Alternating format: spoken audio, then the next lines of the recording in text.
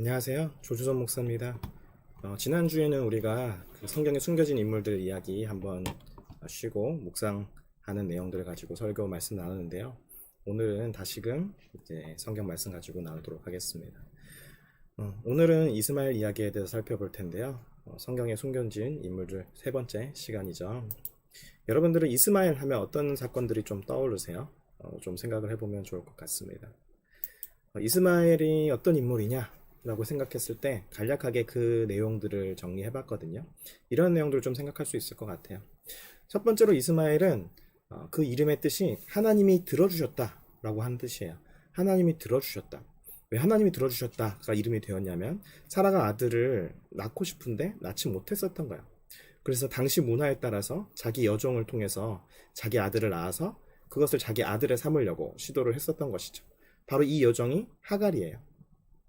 하갈이 아브라함에게서 낳은 아들이 바로 이 이스마엘이었던 것이죠. 그래서 그 가문의 장자로서 첫째 아들로서 사실은 유일한 아들로서 자라나고 있었는데 13세가 되던 해에 그 이스마엘에게 동생이 생기죠. 사라를 통하여서 동생이 생기게 됩니다. 그리고 16세가 되던 해에 사라의 아들 이삭을 놀리다가 그냥 놀렸는데 이게 너무 큰일이 되어서 쫓겨나게 되는 것이에요. 그래서 광야에 엄마와 함께 내어 쫓기게 되는데 물과 음식이 다 떨어져서 죽을 뻔한 그를 하나님께서 엄마에게 물을 주셔가지고 먹이게 하시고 살리게 했던 것, 이것이 이스마엘이라고 하는 인물에 대한 이야기입니다. 이후 이스마엘은 들에서 살아가는 사람이 되었죠. 그리고 성경 말씀에 보면 모든 사람과 대적해서 싸우는 사람이 되었더라고 이렇게 얘기합니다. 그리고 그의 후손은 대표적인 이스라엘의 대적이 되죠. 때문에 성경에서 이스마엘이라고 하는 사람을 바라보는 관점이 그렇게 친절하지는 않아요. 사실 이스마엘보다는 이스마엘의 후손들을 바라보는 관점이 친절한 관점은 확실히 아닙니다. 하지만 어떻게 보면 그것이 후손들의 이야기지 이스마엘 자체를 놓고 봤을 때는 다르게 느낄 수 있는 영역들이 굉장히 많이 있었던 것이죠. 그래서 오늘 그런 얘기들을 조금 같이 생각해 볼 건데요. 자, 이스마엘은 어떤 경험을 했을지 좀 생각을 해봐야 했어요.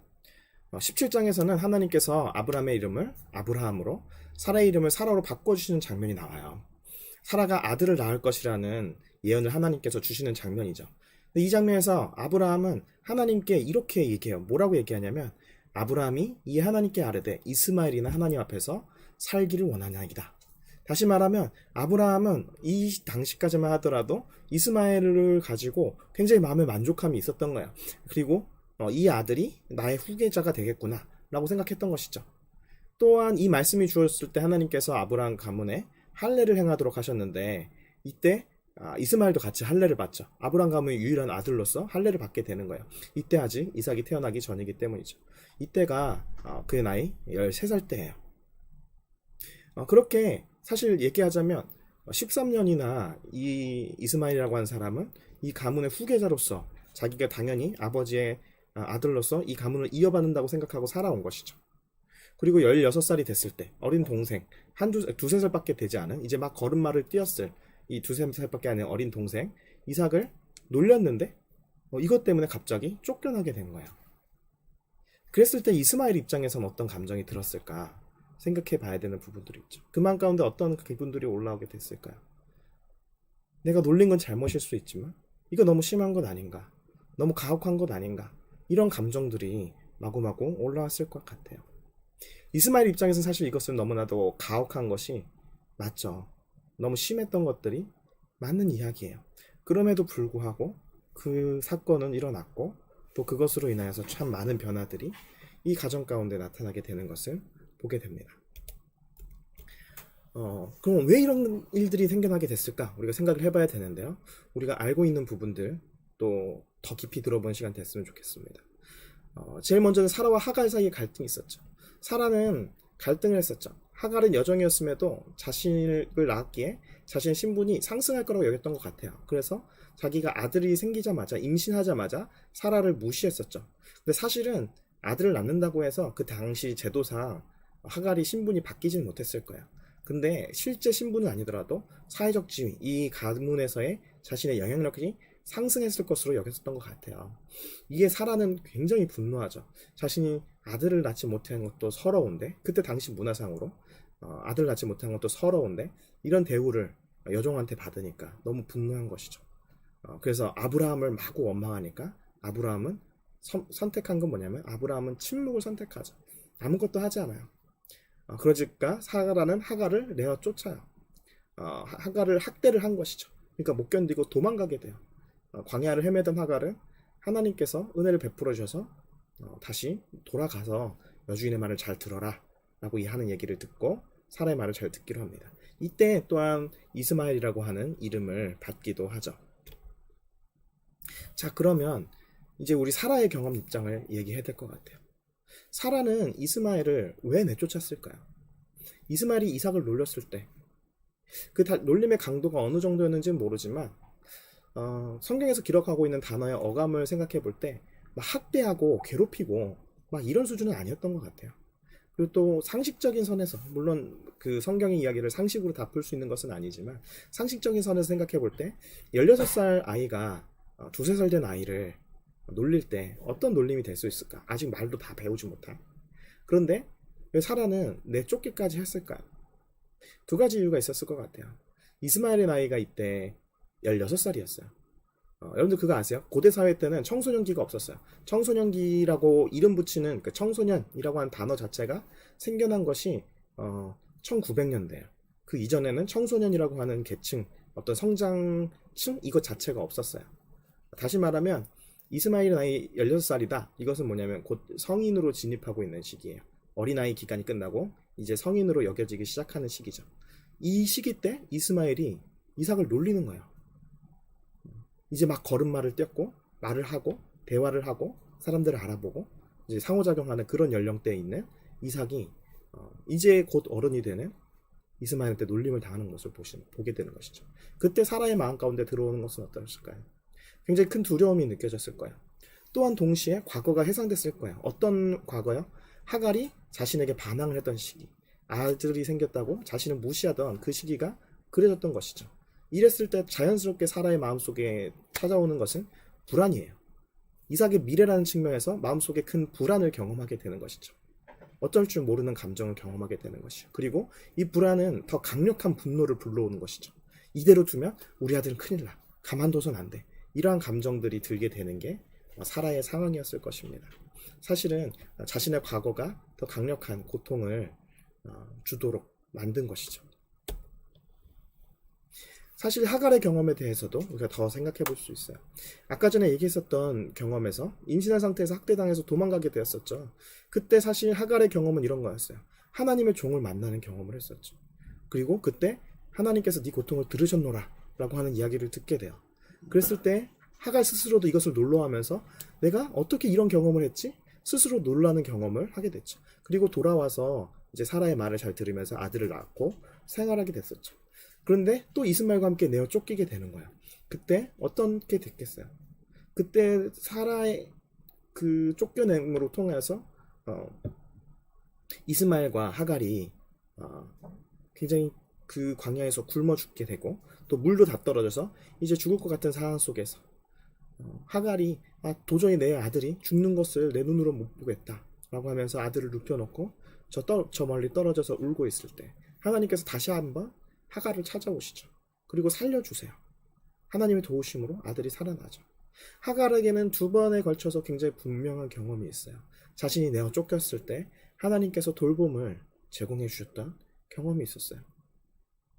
근데 참 신기한 게 뭐냐면 하갈이 이럼에도 불구하고 하나님 신앙을 가지지는 못하고 또 하나님 신앙을 전수하지는 못했다고 하는 거예요. 참으로 의아한 부분이 아닐 수 없죠. 그리고 이렇게 되었기 때문에 이스마엘은 결국 대대로 이삭 가문과 갈등을 겪게 돼요.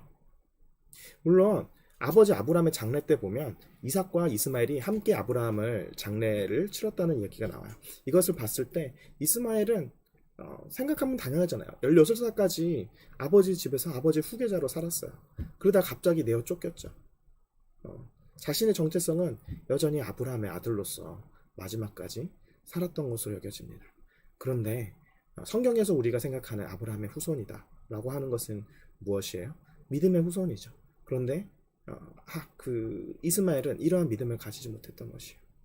근데 가만히 생각해 보면 사실 이스마엘이 이런 사람이 된 것에 이스마엘의 책임도 당연히 우리가 있다고 얘기해야 되지만 사실 두 어머니 하갈과 사라의 영향이 굉장히 크다는 것에 대해서 우리는 생각하지 않을 수가 없습니다. 사라가 다 좀 하갈과 이스마엘을 다르게 대했다면 또 자기 감정 안에 있는 자기 불안과 자기 두려움에 대해서 좀 다르게 대할 수 있었다면 또 하갈 역시도 그저 은혜를 경험하는 데서 그치지 않았다면 얼마나 좋았을까 이런 생각들을 해보게 됩니다. 이러한 생각들이 오늘 결론에 이르게 하는데요. 이스마엘의 이야기를 다시 살펴보면요. 16살에 너무나도 자신이 이 가문의 후계자라고 당연히 생각하면서 살아왔었던 이 이스마엘이 어느 날 예기치 않게 자신이 저지른 잘못이 그렇게 큰 잘못도 아닌데 쫓겨나게 되었을 때 이것은 버림받았다 라고 하는 표현으로 제일 적절하게 설명할 수 있죠. 이스마엘이라고 한 단어는 어떻게 보면 이스마엘 입장에선 가슴 아프게도 공동체에서 추방당한 자를 상징하는 이름이 되어버렸죠. 그의 마음 가운데 무엇이 품어졌을까요? 사실은 이것이 하갈에게 주었던 말씀에서 미리 드러나 있어요. 창세기 17장 12절. 하갈이 첫 번째로 이제 사라한테 학대당해서 들로 나갔을 때 이야기인데요. 하나님의 사자가 나타나서 이스마엘이 어떻게 될지를 얘기하는 구절이에요.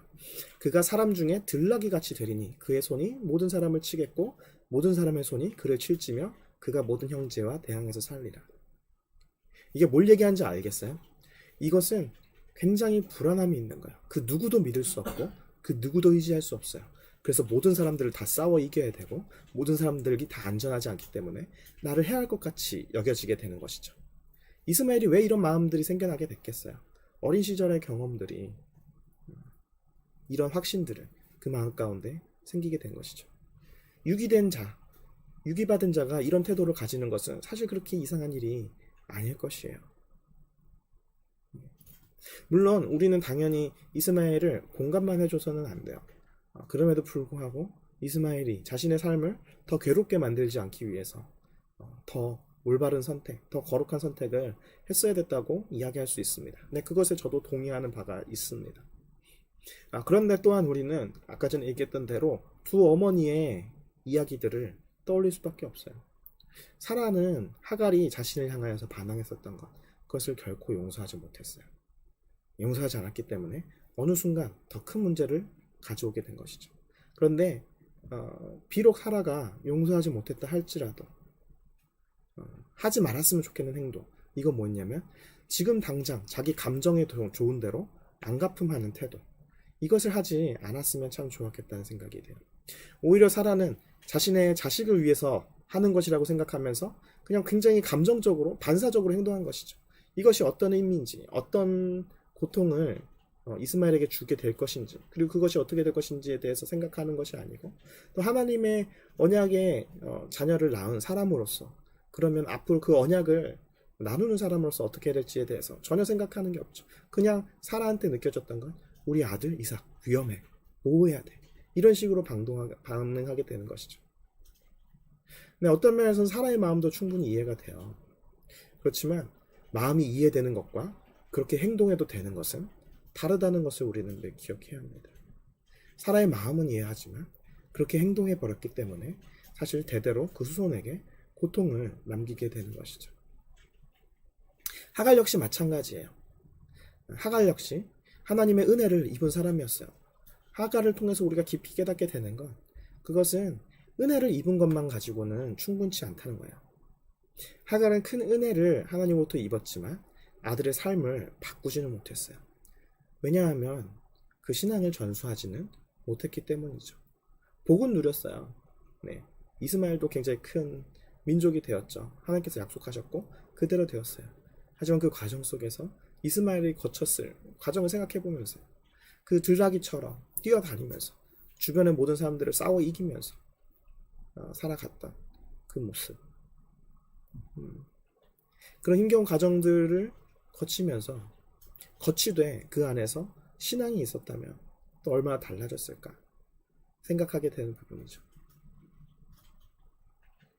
하갈의 교훈 역시도 어떻게 보면 사라의 교훈하고 일맥상통하는데요. 인격이 변화되지 못하면 괴로움은 계속되는 것이죠. 우리는 이러한 것들을 생각해 보아야 됩니다. 사라의 변화되지 못한 인격이, 용서하지 못한 마음이, 또 하갈이 은혜를 받았지만 그 마음을 바꾸지는 못하는 것이 이스마엘에게 어떤 영향을 미쳤는지를 보세요. 이스마엘을 버림받은 사람을 만들고 그 버림받음을 극복하고 회복하지 못하고 고통 속에 살아가게 만들었던 것이죠. 창세기 이야기의 종결부에 등장하는 요셉의 이야기하고 비교해 보세요. 요셉 역시도 버림받았지만 그것을 극복해 나가는 이야기 과정이 있었죠. 어쩌면 이스마엘도 그가 신앙을 전수받았다라면 그러한 과정을 겪을 수 있었을 것입니다. 우리의 삶을 생각하면서도 마찬가지로 생각했으면 좋겠어요. 사라처럼 우리도 모르게 감정이 튀어나오는 영역. 어떻게 보면 그냥 16살짜리가 2~3살짜리 가지고 놀리는 것. 그것은 심각한 놀림이 아니었을지도 모르는데 자신의 과거의 경험이 너무 크게 느껴지게 만드는 것이죠. 그것으로 인해서 곤란한 경험이 있진 않나요? 좀 생각해보면 좋을 것 같아요. 우리의 삶에 사라처럼 더 큰 문제를 불러오지 않게 해서 생각해볼 수 있었으면 좋겠어요. 또 하갈처럼 은혜는 받았지만 그 은혜에 맞게 살아가지 못하기 때문에 여전히 괴로움 속에 남겨진 부분이 있지는 않은지 또 우리의 마음을 돌아보면 좋겠습니다. 그리고 마지막으로는 이스마엘을 구하기라고 제가 이름 붙여봤는데요. 이스마엘을 구하려면 어떻게 했어야 됐을까요? 이스마엘을 구하는 것은 있잖아요. 공감해서 그치어서는 안 돼요. 그래, 너 버림받았으면, 그래, 너 그렇게 작은 잘못했는데 그렇게까지 크게 처벌받았으면 너 억울하겠다. 너 화가 나겠다. 여기까지 멈추잖아요. 그것은 이스마엘을 구해주는 게 아니에요. 오히려 뭐냐면 그 어려움 속에서 계속 살도록 도와주는 거예요. 오히려 문제 속에서 계속 살아갈 수 있도록 도와주는 것이죠. 그럼 어떻게 해야 돼요?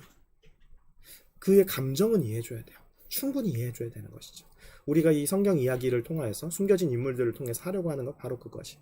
감정을 충분히 이해되죠. 그렇지만 그 상태 그대로 공감만 해주고 끝나면 여전히 그에게 들나귀처럼 모두와 싸우면서 살아가도록 하는 거예요. 그렇게 하지 않으려면 변화할 수 있도록 도움을 줬어야 되는 것이에요. 사실 이것이 신앙이 주는 도움이에요. 우리 신앙인들은 어떤 면에서 그냥 신앙이 없는 사람들과 그렇게 크게 다른 사람들이 아니에요. 내적으로 봤을 때. 그럼 무엇이 다르냐? 경험은 비슷하고 사건은 비슷하지만 그것을 극복해 나가는 과정 속에서 하나님의 은혜를 덧입고 그 은혜를 따라 행동하게 되는 것. 이것이 굉장히 다른 것이죠. 주변 환경이 내가 원하는 대로 해주세요. 이것은 소용이 없어요. 하갈한테 그 일이 일어났잖아요. 근데 그 사람 안 바뀌었어요. 이스마엘 안 바뀌었어요. 원하는 대로 된다고 삶이 달라지는 건 아닙니다.